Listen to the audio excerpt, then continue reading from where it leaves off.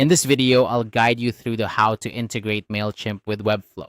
By the end of this tutorial, you'll have a seamless connection between the two platforms, allowing you to automate your email marketing efforts and enhance your web design workflow. First, head over to Zapier.com. Zapier is an incredibly powerful tool that helps automate tasks between different web applications, saving you time and effort. If you don't have an account yet, you'll need to sign up, but if you do, simply log in to get started. Once you're in, the next step is to create what Zapier calls Zaps. Zaps are the automated workflows that connect your apps and services. Think of them as little robots that do repetitive tasks for you. To create one, look for the Make a Zap button, usually found on the dashboard. Click it, and you're on your way. Now, it's time to select a trigger. A trigger is the event that starts your Zap.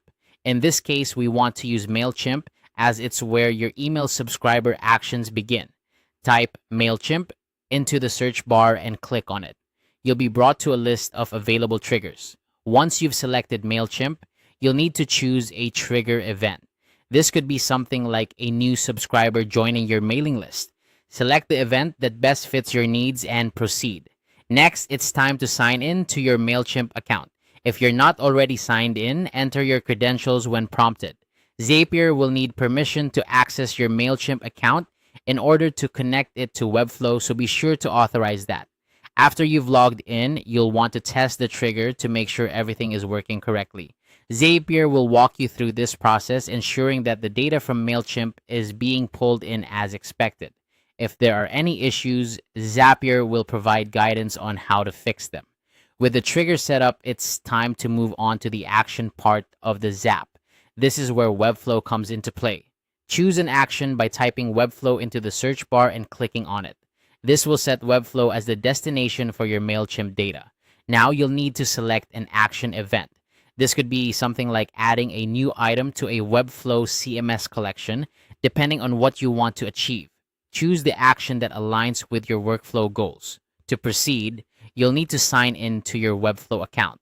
As with Mailchimp, Zapier requires access to your Webflow account to perform the action, so you'll need to authorize it.